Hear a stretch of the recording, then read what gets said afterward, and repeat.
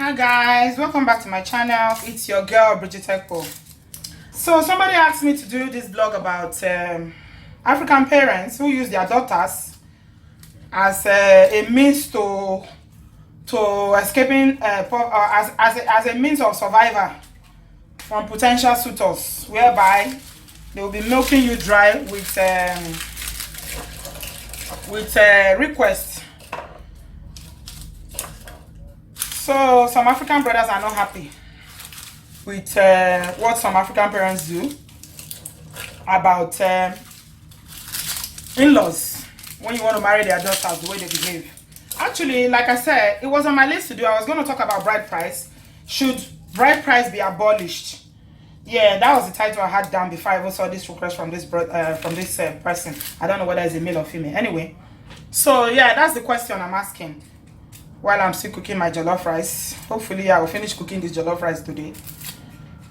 Should bride price be abolished? What do you guys think? Should we abolish bride price, or we should keep paying it? There's a tribe in Nigeria, Igbo tribe in Nigeria, that this bride price is a big deal. Everywhere in Nigeria they pay bride price, yeah, but I think it's from culture to culture that determines what they pay, what a man will pay, or what a woman or what it will be required to bring when it's coming to marry from a family. Like in my own culture, bride price is not a big deal at all. In fact, I remember when I was getting married,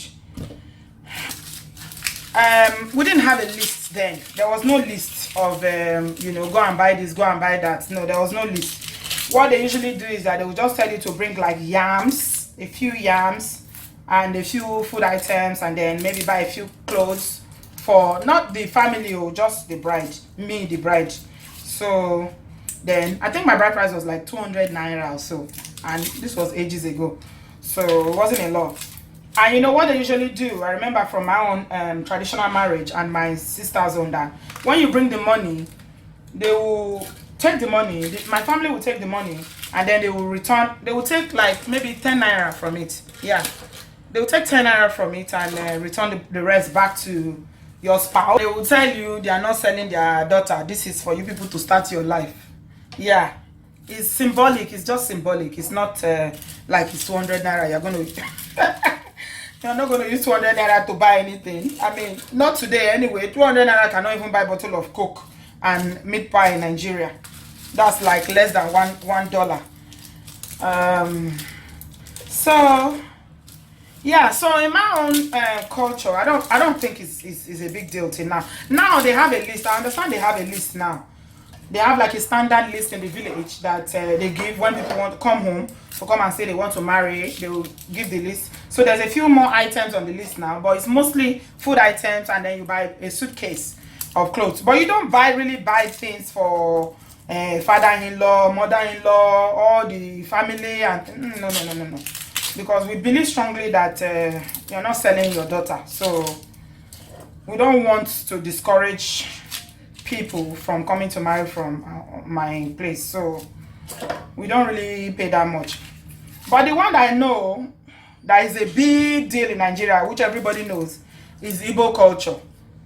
In Igbo land, the bride price is a lot. I understand that it's not even just the money that you pay for the bride, but it's the list.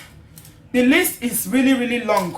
This is what I understand. I have a lot of Igbo friends, you know, that they give you a list of which sometimes you might spend maybe 1,000,000 naira for just trying to cut onions for my jollof rice. Auntie Flo, how are you doing, love? I miss you. I'm trying to follow your recipe today so that I will not burn the jollof rice. I always burn jollof rice whenever I cook it. So I'm following your recipe today. So Igbo land, Igbo men are known not to marry on time in those, even now self, to be honest, because I know quite a few Igbo guys in Nigeria that are well into their mid-30s. They are not married. Yoruba men marry a bit earlier than Igbo people, because Yoruba people, their own is not so strict. In fact, they can marry while they are still living at home. I don't like that one. They can marry while they're still living with their parents and bring their wives home. Mba.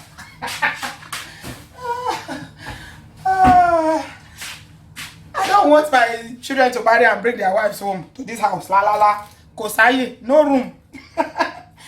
And if I don't want my daughter to go and marry and live with a boy that is still staying at home, I believe that if you don't have your own place, at least a small place, even if it's a 1-bedroom flat, then you are not ready to marry yet as a man. Maybe both of you can put money together, and get your place. Or if she has a place and you haven't got a place, then you can move in. Then you save up from there. This is what white people do. White kids, this is what they do. They save up, and then they'll go and buy their own property. And that's why you see a lot of white kids always buy their property early, because they know that it's better for you to buy property than to be renting. Let me tell you guys, if you don't know, I'm always getting distracted. Hi, God have mercy. It is better for you to buy than to rent. The money you pay for renting is more than the money you pay for buying. But the problem is deposit. If you don't have the deposit to pay for a house, but it's always better. But white people understand that, so a lot of white parents will support their kids and give them some money, those who are well to do, and then the children will work and save and add to it, and then they'll quickly buy property. And that's why you see they always have their own houses. Before you know, by the time they are 30, 35, 40, they have 2 houses. Igbo men don't marry on time because of that, but a lot of people will tell you that Igbo men in Nigeria make the best husbands. Why? I'm sure you've heard that. Anybody who is in Nigeria has heard that. One of my sisters was married to an Igbo man. The man is dead now. And unfortunately, was a very good man. Very, very good man. Very, very decent man. Very, very good man. I really loved him. Sadly, he's dead now. So, why don't Igbo men marry on time? It's because they need to be financially secured. That's just the truth. I don't need to do any elongated research to know that it's because they want to be comfortable. Not only afford the bride price, they want to give her the best, basically. They want to give their wives the best. That's why they don't marry on time. But Yoruba guys tend to marry a bit more earlier. Yoruba guys, you see some even in their 20s, they're married already, because Yoruba people like children a lot. They are well known for their love for children. So the parents will even encourage them to go and marry, even if they are not financially buoyant enough. And they can't, really fend, because, their own culture in Yoruba, most Yoruba culture that I'm aware of, because I'm very close to Yoruba culture, I don't think the bride price is something that is so great. They pay a bride price, but it's not really that much. They will probably buy a few food stuff for the when they do the traditional marriage, and then and yeah, that's it. And the woman, which is it's funny, in Yoruba culture, the woman pays for the wedding. Yeah, the woman pays for the what do they call it? The engagement. Yeah, the woman pays for the engagement. Whereby in Igbo culture, it is the man that pays for it. Let me tell you guys a funny story. I'm just about to come and start frying the stew now for my jollof. So last year, a friend of mine in Nigeria got married. He's a man. Actually, he's not a friend. He's a friend to a friend. But I mean, we're close. And this guy, oh Nigeria, will kill me with Nigeria funny. He's implying the marriage for a while. So he met this girl. The girl I even thought he was going to marry, didn't marry her. He ended up not marrying her. So all of a sudden, he told me he wanted to get married. I was like, I thought it's this girl that you've been dating. He said, no, it's a different girl. I'm like, what? But this is the girl that I know that you guys are dating, you're in love and everything. He said, no, that didn't work out. That girl apparently left him and went to go and get married to someone else. Because I think she's been waiting. You know how it is with ladies. You wait and this guy is not saying anything. So she went and got married to somebody else. So when the girl now got married, he now met another girl. And before you know, less than 6 months, they are planning wedding. And this guy is just he's not financially buoyant like that. He's not he's a businessman, and the business, how things have been in Nigeria, things are slow in Nigeria a lot. So people are really struggling financially. So his business is struggling, of course, because it's into building. construction, all this housing, building, and things like that. If there's no money to eat, why would people build houses? So a lot of people work in that sector. They've been experiencing a bit some difficulty in getting business. So he started preparing for this wedding. He told me. I said, okay, that's good though. No wahala. Then he started looking for money. Hey, this looking for money thing I'm telling you guys, it's no joke. Oh. This guy was looking for money with torchlight. When they say somebody is looking, I've never seen anything like that before. In fact, at a point then, I had to block him on my WhatsApp. Yeah, I had to, because it was making my life miserable. He was calling me every morning, night, evening, afternoon to ask for money. I sent him money. I sent him 50,000 naira. You know what he did? He told our mutual friend that the money I sent him is too small. I said, okay. So because I'm in Obodo, even now, it's me that will pay for your wedding, Abby. Let me send you to go marry. If you don't say you never ready, why you go do wedding? So he was planning a very big wedding. I think in my previous video, I talked about people who fall into this trap of doing very ostentatious wedding. Yeah, I'm going to link it in my if you look up now, you will see it. That video that I did one time I was in Amsterdam. I did that blog. So he wanted to do that kind of wedding, big wedding. So he was looking for money because the girl apparently comes from a rich family. I put it rich in quotes. So she comes from this rich family. So the list they gave him was very long. This bro does not have the money to buy all the things. So I was asking our mutual friend, I said, what is this list that they gave him that is looking for money? So that if you see the way this guy was looking for money, it was becoming a nuisance. That even our mutual friend was telling me that even him, that he's had to go and borrow money because of this wedding. I said, you borrow money for somebody else's wedding. So yeah, so because the pressure was too much, you know, they went and paid for a hall for 1 million naira. This is somebody that business is slow for. You pay for a hall for 1 million naira. He needed to move into a new apartment because the family were not happy with where he was living in Lagos. So they wanted him to move to the island. He doesn't have money to pay for rent in Ireland. I hear that the rent in Ireland, you have to have like 2.5 million or something like that. Maybe 3 million to get a flat. So he didn't have the money, so he was desperate. He did the wedding. Yeah, I heard it was a very big wedding. I didn't attend. I couldn't go. But the point is that I don't know. I don't want to assume that he was marrying that girl because of money. But this is what I was getting.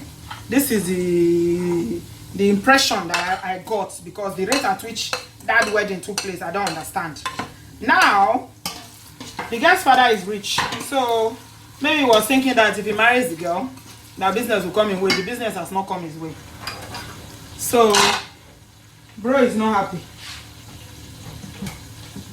Bro is not happy that things didn't turn as quickly as he thought. So you brothers out there, if you want to marry a woman for ulterior motive, the only reason you should marry a woman is because you absolutely love that woman and you are compatible. Watch my video about compatibility that I did a couple of days ago. That's why you should marry a woman. If you marry for any other ulterior motive, any dodgy reason, because you think the father is rich or the mother is rich or they are in position they will help you, you might be very, very disappointed. Anyway, back to the gist about bride price. I don't think parents should put so much pressure on their prospective son-in-laws for money. It shouldn't be like that. Yes, we shouldn't. I don't believe we should abolish bride price, because it's an integral part of our custom and tradition. For most people that are in Nigeria, they will understand. We pay bride price. In my own place where I come from, if they don't pay the bride price, as far as I'm concerned, you're not married. You're just living with that man free of charge, and people can use it to yab you.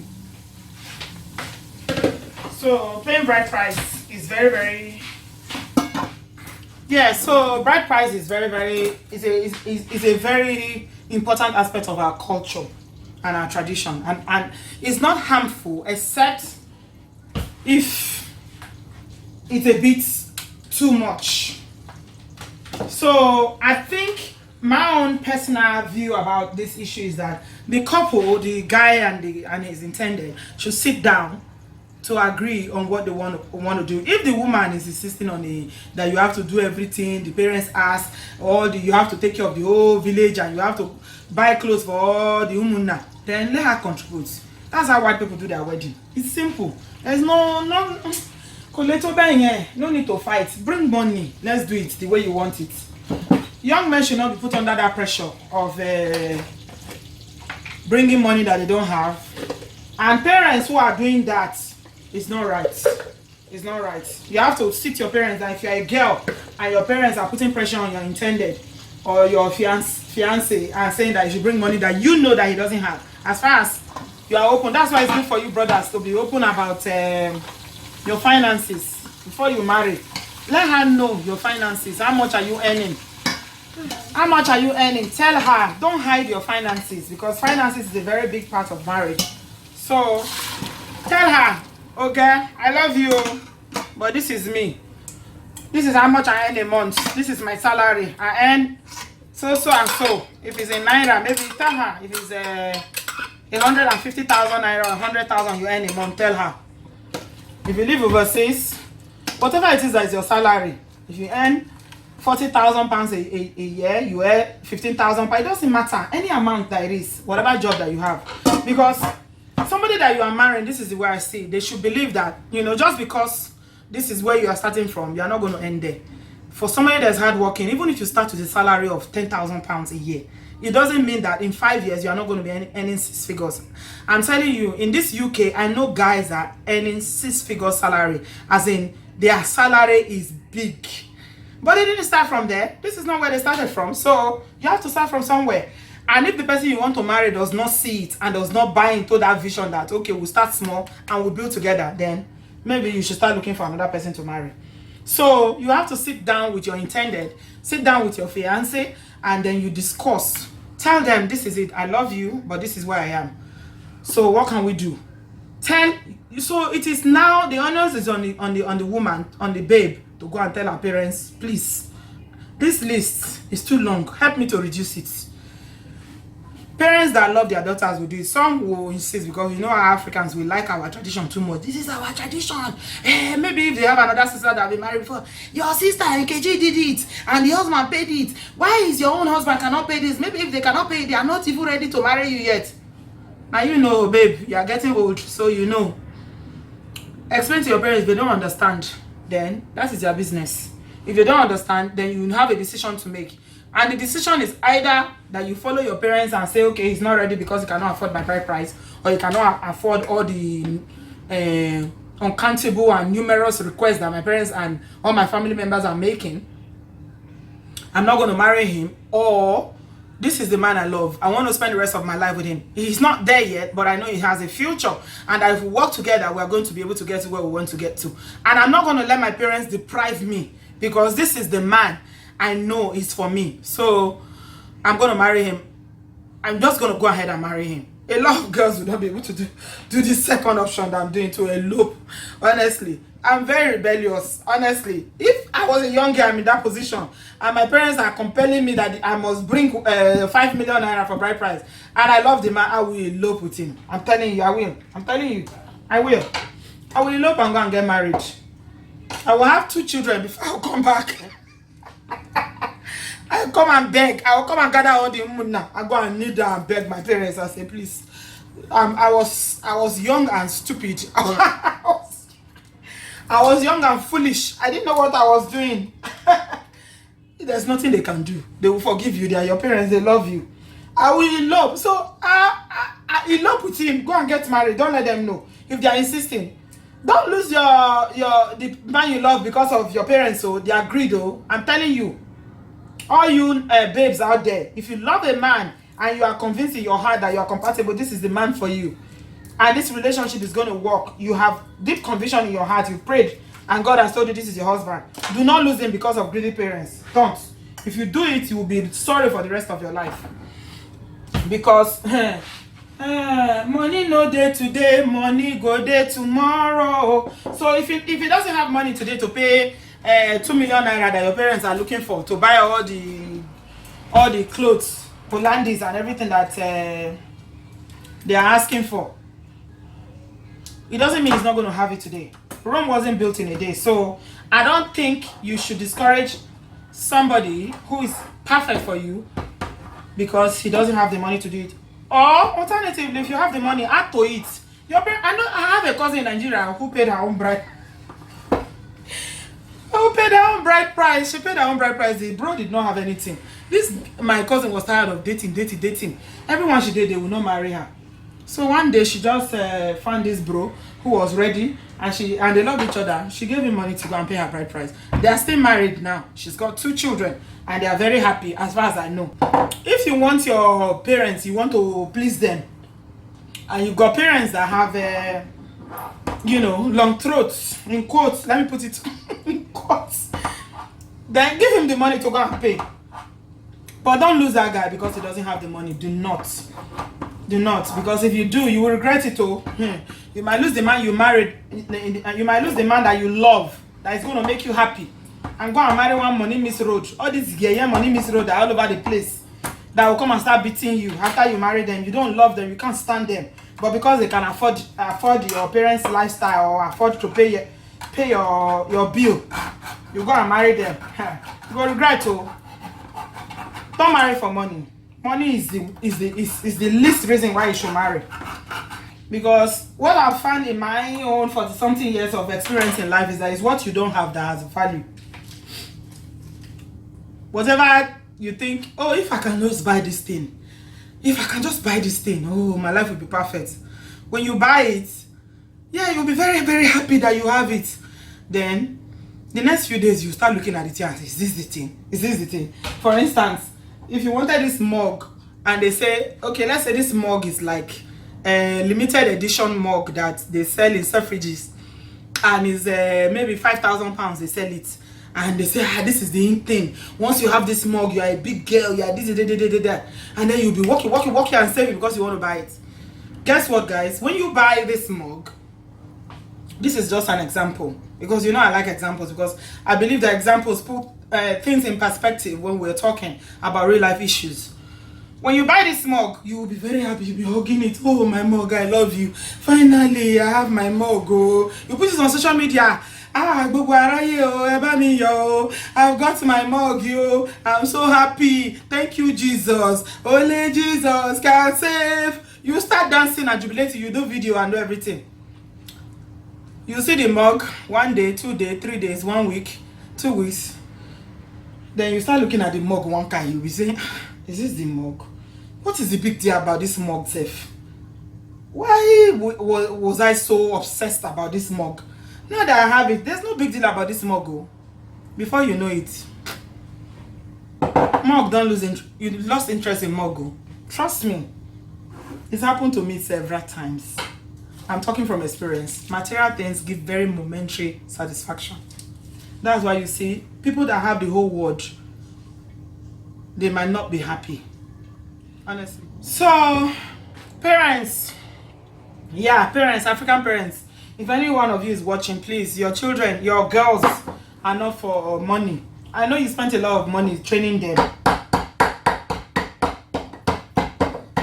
You sent them to university, you paid a lot of money, you paid off their student loans and all that, but please, it's not for them to come and use one man to pay you back.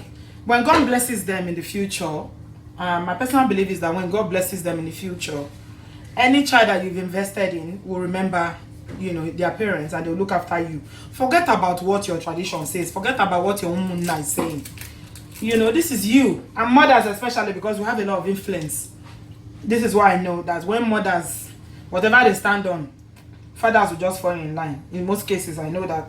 So, mommies out there, your children are not your root to that lifestyle you've always wanted. Parents, please do not use your daughters as money-making tools. Marriage is not about the bride price. That they pay 1 million naira, 2 million naira does not mean that the marriage will work. Allow your children to get married to the people that they love. Your son-in-laws are not your ATM. They are not your money-making companies. So please, don't see your daughters as your way out of poverty. Support your children in the choice that they make, because you are not going to live with them. you know, when they marry that man. Don't force them to go and marry people that they don't love because the man has money. There are a lot of money misroad. There are a lot of people who are doing 419. A lot of armed robbers that this guy saying. Evans has wife and children. People know of the story of the kidnapper Evans. There are so many people out there in Nigeria that are very fraudulent, even in this Obodo, 419 people, that there's no truth in their mouth. Look at the integrity of the young man. Look at his person. What are his values? I mean, I like my dad. My dad was, oh God, he will sit you down and ask you questions. You know, those are the kind of people you should be giving your daughters to. Somebody that is a man of integrity, somebody that has purpose, that have a vision, even though it doesn't have today. It's a matter of time. Before you know it, you will be successful, whether you like it or not. So please, don't use your daughters like that. It's not right. And don't deprive them of the love of their life because you are looking for money and he doesn't have money now. Who doesn't have today will have tomorrow. And with money, if money is what the thing that the driving factor in your life, then you'll be very disappointed because people can have money today and tomorrow they will be poor, broke, very, very broke. And those who don't have today can become multimillionaires tomorrow. So don't let money be the driving factor of your life, especially when it comes to, you know, your children, their choice. Leave it right here. I hope you found this useful and I've covered everything. So yeah, thank you very much for watching.